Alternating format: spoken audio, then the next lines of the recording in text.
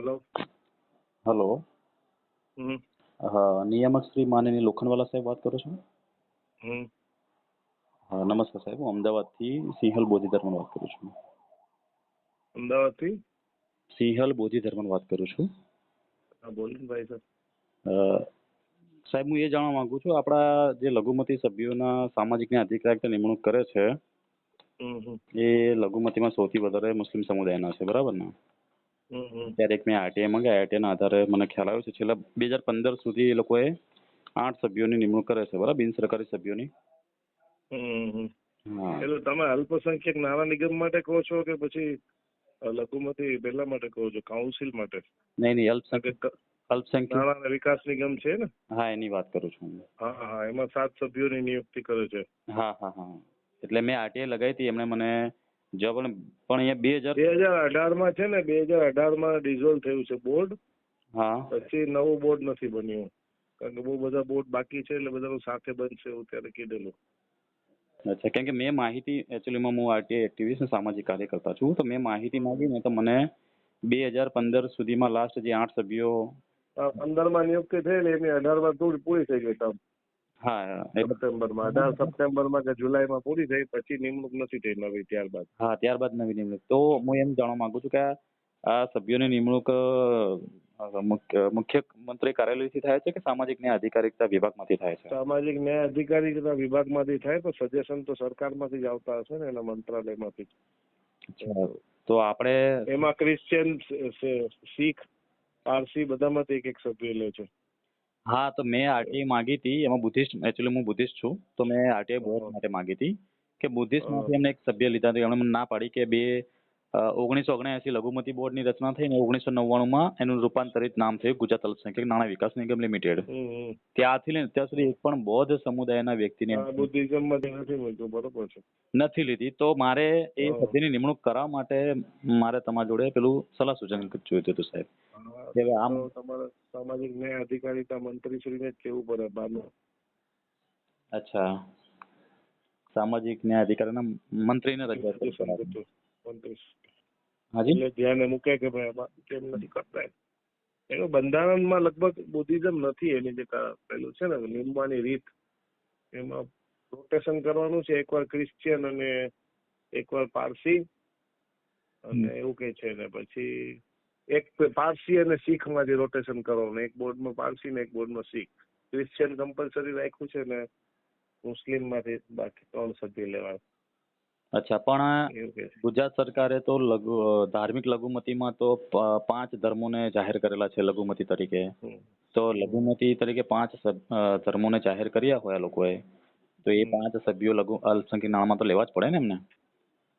રાજ્ય સરકાર શ્રીએ મુસ્લિમ છે, ક્રિશ્ચિયન છે, જૈન છે, શીખ છે અને બૌદ્ધ છે, આ 5 સભ્યોને એ લોકોએ. અને 2016માં રિસેન્ટલી જૈનોને એ લોકોએ ધાર્મિક દરજ્જો આપ્યો. પહેલા એમને ધાર્મિક દરજ્જો નહોતો 2016 સુધીમાં, એટલે જૈનને અત્યાર સુધી એમણે જૈન બી આમાં આવે, પણ આપણે ગુજરાતમાં એટલે નથી મુકતા કે ભાઈ ઓલરેડી જૈન ને બીજી જગ્યાએ સારી પોસ્ટમાં હોય છે સરકારમાં. હા હા, એ તો હું સમજી ગયો મિનિસ્ટર, એટલે પછી આમાં એક જગ્યા બીજા અન્ય લઘુમતીને ફાળવી શકાય ને. હા, એટલે બાકી બીજા રાજ્યોની અંદર મહારાષ્ટ્રમાં એક જૈન મૂકે જ છે. એટલે જૈનોને એટલા માટે કેમ કે એ લોકોને 2016માં જાહેર કર્યા, એના પહેલા તો એ હતા જ નહીં સર. એટલા માટે એ લોકો અત્યાર સુધી મૂકે, કેમ કે છેલ્લો ઠરાવ 2015 બુદ્ધિઝમ બુદ્ધિસ્ટ લોકો છે એ પેલા શેડ્યુલ કાસ્ટના બોર્ડમાં આવી જતા હશે ને, એસસી બોર્ડમાં?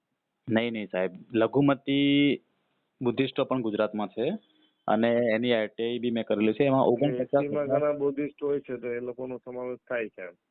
હા, એટલે શેડ્યુલ કાસ્ટ થી બુદ્ધિસ્ટ કન્વર્ટેડ બોર્ડમાં. હા, એ કન્વર્ટેડ બુદ્ધિસ્ટ છે. શેડ્યુલ કાસ્ટ માંથી જે કન્વર્ટ કરીને આવ્યા હોય ને 1990ના કેન્દ્ર સરકારના ઠરાવ પ્રમાણે, 1991ના ગુજરાત સરકારના ઠરાવ પ્રમાણે.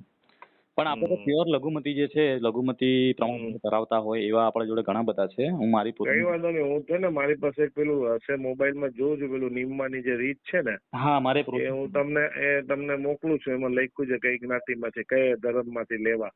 તો એ તમે સ્ટડી કરી લો, પછી એ પ્રમાણે તમે રજૂઆત કરો, તમને મંત્રીશ્રીમાં રજૂઆત કરી શકો તમે.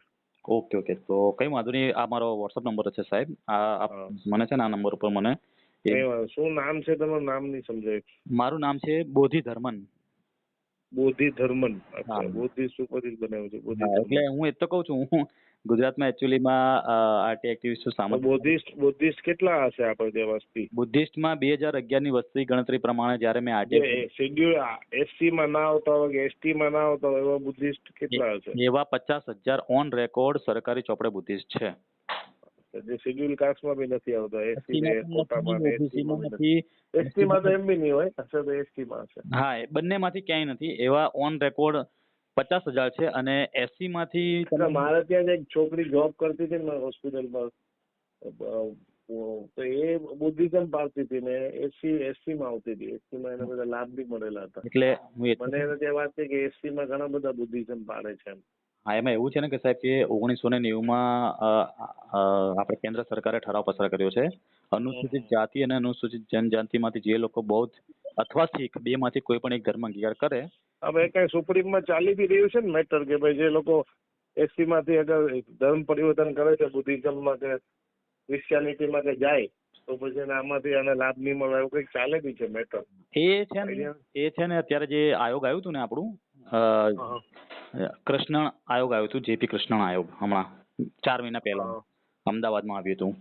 તો એ તો ખાલી તપાસ માટે આવ્યું હતું કે ભાઈ એસસી માંથી જે ક્રિશ્ચિયન બન્યા હોય, એસસી માંથી કોઈ મુસ્લિમ બન્યું હોય, એસસી માંથી કોઈ જૈન બન્યું હોય, બૌદ્ધને છોડીને. કારણ કે આદિવાસીમાં બહુ બધા લોકો ક્રિશ્ચિયન થઈ જાય છે, તો પછી એને આદિવાસીના લાભ નહીં મળવા દે એવું કાંઈ સુપ્રીમમાં મેટર ચાલી રહી છે મારા ત્યાં. હા, એ જ મેટરના કારણે અહીંયા આયોગ આવ્યું હતું, કારણ કે બંધારણમાં એ આયોગની નિમણૂક કરેલી છે, બરાબર. તો એ આયોગ અહીંયા તપાસ માટે આવ્યું હતું. તેમાં ઘણા બધા લોકોએ સૂચન આપેલું કે એસસી માંથી મુસ્લિમ બને, એસસી માંથી લોકો ક્રિશ્ચિયન બને. બૌદ્ધની વાત નહીં કરી, બૌદ્ધમાં તો એ લોકો બંધારણમાં સ્થાપિત કરેલું જ છે. એ લોકો 1990માં ઠરાવ કરેલો છે કેન્દ્ર સરકારે કે અનુસૂચિત જાતિમાંથી બૌદ્ધ કે શીખ બને ને તો એને. કઈ વાંધો નહીં, છે ને મારી પાસે ડિટેલ્સ હું તમને મોકલું છું. હા, મને મોકલી આપો. સારું. હા, ઓકે, ખૂબ ખૂબ આભાર. Thank you.